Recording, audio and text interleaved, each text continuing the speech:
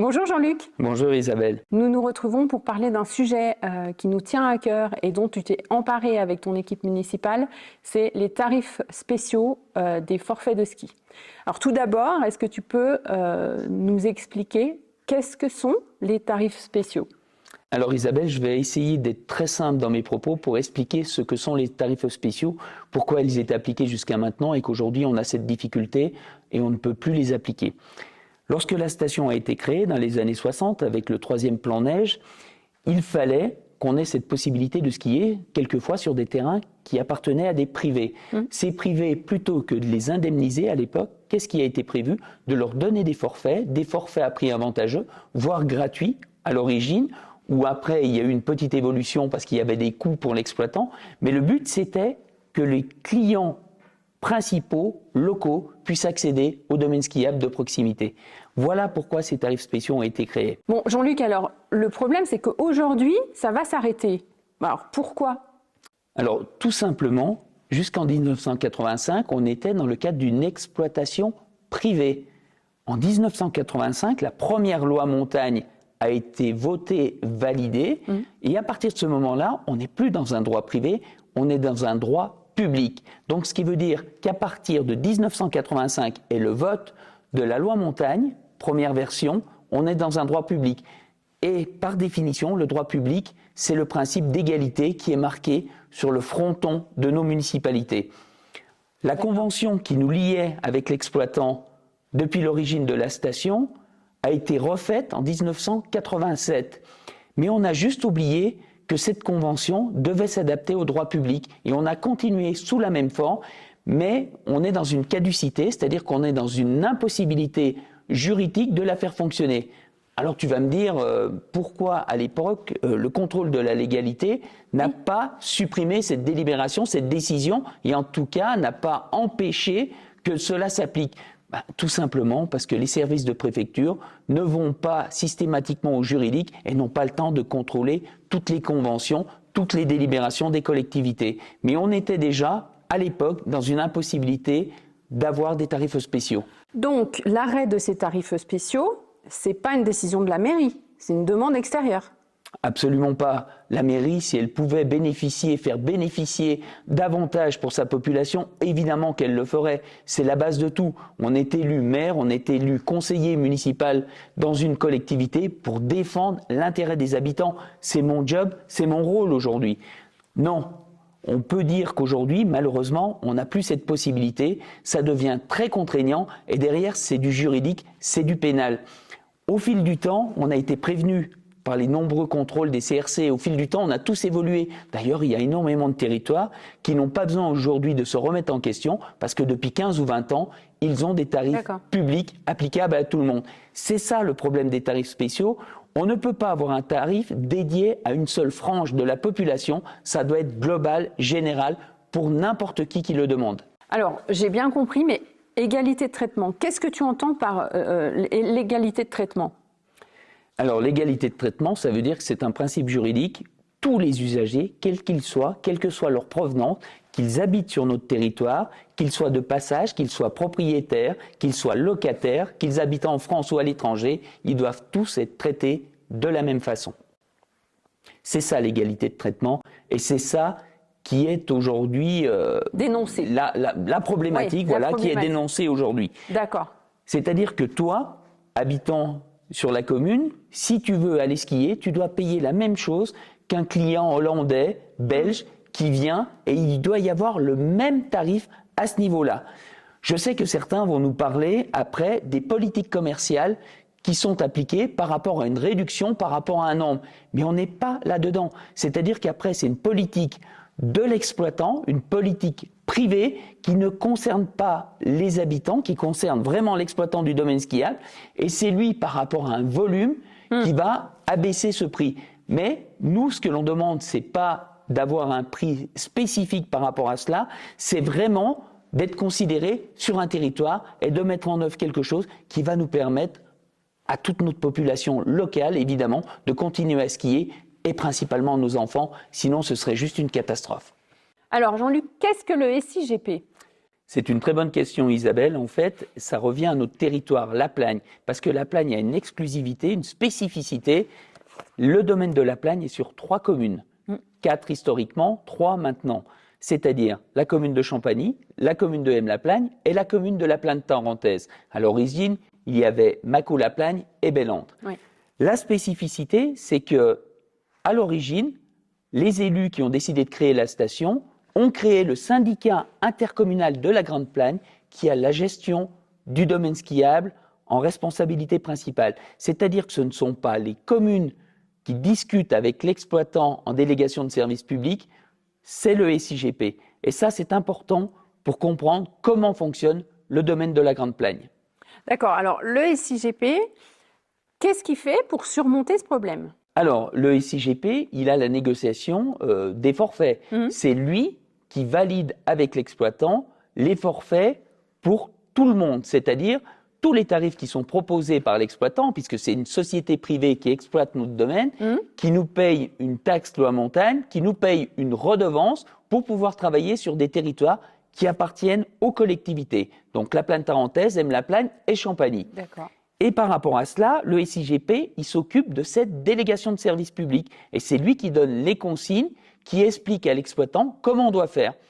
La difficulté, quand on est en délégation de service public, c'est qu'il y a des tarifs qui permettent à cet exploitant de fonctionner et que cette société gagne de l'argent. Une société qui perd de l'argent, c'est une société qui n'existe plus. Et donc, toutes les rétributions qui sont reversées aux collectivités viennent du fait que cet exploitant il gagne de l'argent. Et donc derrière, ça veut dire quoi? Ça veut dire tout simplement que le SIGP, il valide ou il ne valide pas, parce que c'est déjà arrivé plusieurs fois, il y a des accords ou des désaccords, des modifications, des adaptations, des discussions, des négociations sur les forfaits généraux, et il y en avait aussi sur les forfaits spéciaux. Alors, je poursuis sur le SIGP, mais si je comprends bien, on est dans de la négociation, et aussi dans des compromis, parce qu'il faut que cette société commerciale vive, et il faut qu'elle puisse aussi payer, comme tu l'as dit tout à l'heure, cette redevance, etc. Donc c'est aussi dans l'intérêt du SIGP qu'elle se porte bien. Ah ben complètement, parce que sinon on est complètement hors la loi. On ne peut pas, aujourd'hui c'est une exploitation privée en délégation de service public qui sera remis en cause ici pour le territoire de la Plagne, donc en juin 2027, et donc on travaille le sujet depuis 4 ans maintenant sur cette renégociation, cette discussion, cette remise en appel d'offres de la DSP de la Plagne. Alors, je vais me permettre d'ajouter une chose. Tu es le président du SIGP. Est-ce que ça te donne une position d'acter plus ou moins sur les avantages du SIGP, enfin des communes, ou les avantages de la SAP? Alors au SIGP, il y a des élus évidemment des 3 communes. Le président a un rôle fédérateur, mais il n'a pas un rôle d'exclusivité, évidemment. C'est un conseil syndical qui valide toutes les propositions ou qui les invalide suivant si ça ne passe pas. Et par rapport à ces forfaits, évidemment qu'on pourrait dire, pour les habitants, c'est gratuit, pour toute la population locale, c'est gratuit. Problème, quel va être le chiffre d'affaires de la SAP? Il va être de 0. Parce que si c'est gratuit dans le principe d'égalité pour les habitants locaux, c'est gratuit pour les Parisiens, c'est gratuit pour les Lyonnais, c'est gratuit pour les Bruxellois, c'est gratuit pour les Londoniens. Et donc, en face, chiffre d'affaires à 0. Et là, on est en faute, en très grande faute, puisqu'on met en défaut l'exploitant actuel. On revient sur notre traitement d'égalité. Alors, que réponds-tu aux gens qui disent « Toi, Jean-Luc, tu es maire de la Plagne tarentaise. Toi, Jean-Luc, tu es président du SIGP. Comment se fait-il que tu nous conserves pas des tarifs spéciaux ?» Alors, je vais dire une chose qui va peut-être pas plaire à tout le monde, mais qui est une réalité. Depuis tout temps, en tout cas depuis 1987, tous les élus en fonction étaient au courant qu'à un moment, cela s'arrêterait. Tous, sans exception. Sinon, ça veut dire qu'ils n'ont pas fait leur travail au sein des collectivités. Aujourd'hui, nous sommes en 2022 et aujourd'hui, on n'a plus cette possibilité puisque le préfet de la Savoie nous a envoyé une directive qui est ultra précise, qui date du 5 juillet 2022 et qui dit ce que l'on peut faire, ce que l'on ne peut plus faire et qu'il n'y aura plus de tolérance. Donc, si on maintient quelque chose qui est interdit, on est en faute et c'est du pénal. Okay. Est-ce que quelqu'un veut prendre la responsabilité d'être au pénal? Je suis pas sûr. Mais surtout, est-ce que quelqu'un est prêt à payer plusieurs millions de dommages et intérêts puisqu'on n'exerce pas ce principe d'égalité? Alors, au niveau du SIGP, du coup, qu'est-ce qui a été fait pour surmonter ce problème d'égalité de traitement? Alors, c'est relativement simple, puisque j'ai été élu pour la première fois en 2014, et en 2015, on a regardé avec le SIGP pour augmenter le prix des tarifs spéciaux, pour arriver vers un prix qui soit plus près de l'égalité et qui nous empêche d'être en grande difficulté plus tard. Alors, au niveau des propriétaires de terrain, ils les ont mis à disposition pour qu'on fasse du ski. Maintenant, aujourd'hui, pour eux, qu'est-ce qui va se passer? Alors, une grande partie du domaine skiable de la Plaine, déjà, appartient aux municipalités, aux 3 communes que j'ai citées précédemment.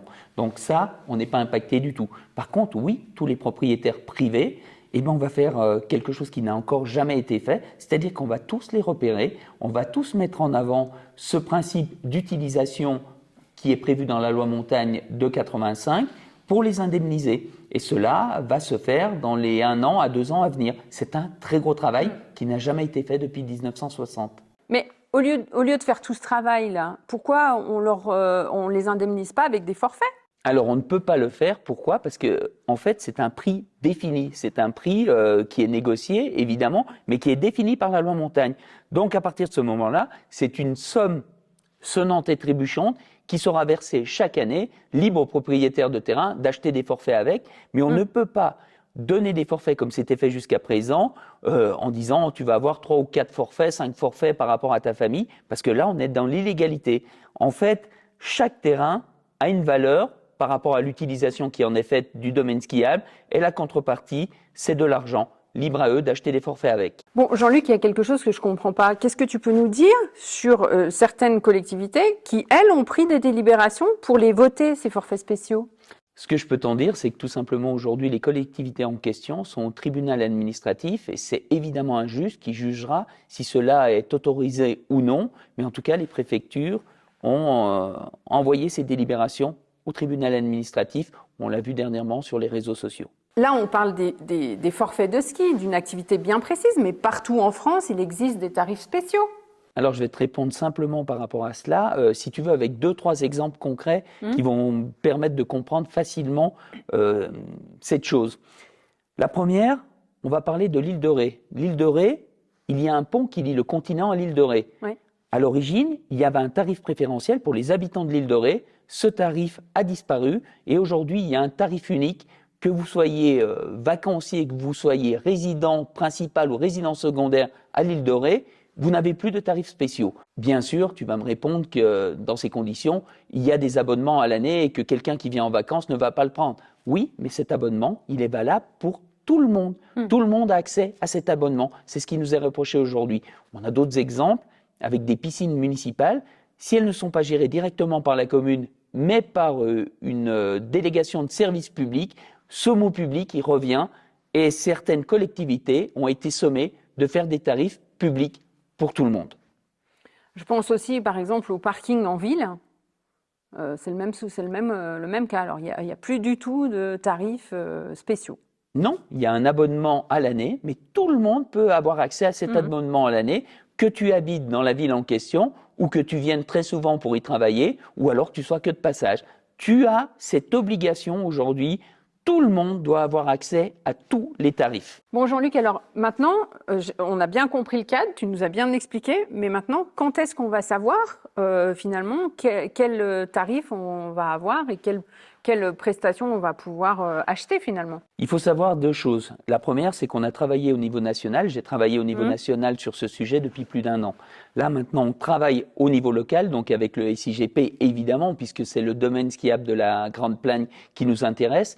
Et à ce niveau-là, on a eu plusieurs réunions. Il y a encore plusieurs réunions qui vont avoir lieu avec des avocats, avec des exploitants, pour savoir où on peut aller, qu'est-ce qu'on peut faire, qu'est-ce qu'on peut proposer. Parce qu'aujourd'hui, il est clair que ne pas avoir la possibilité pour nos enfants de skier sur le territoire, ce serait juste une catastrophe. Donc on fait tout pour que cela fonctionne, on fait tout pour qu'on ait des capacités, après analyse qui a été fait, de savoir quels sont les moyens le plus vertueux qu'on peut proposer à notre population, mais qui soit aussi un tarif public accessible à tout le monde. Et ça, on va le savoir courant octobre, avant l'hiver, ça va être là. Toutes les décisions seront prises, seront validées avant le 15 octobre, parce qu'après, il faut du développement des produits spécifiques qui vont être mis en œuvre, et cela est impérativement rapide, parce que sinon, on n'y arrivera pas. Merci d'avoir suivi cette vidéo sur ce sujet très intéressant et ô combien important pour notre collectivité. D'ores et déjà, je peux vous dire qu'il y aura d'autres vidéos où on rentre plus dans les détails et puis surtout une vidéo qui rendra compte des résultats finaux de cette aventure des tarifs spéciaux. On vous attend donc sur les réseaux pour vos réactions et puis en espérant avoir répondu déjà à beaucoup de vos questions parce qu'on sait que c'est un sujet qui résonne beaucoup dans la collectivité, dans les communes et j'espère que vous avez bien compris que Monsieur le maire et son équipe municipale se sont emparés du sujet, le SIGP aussi, et même avec les fonctions de Monsieur le maire au-delà de la collectivité et du SIGP. Bonne journée et à très vite.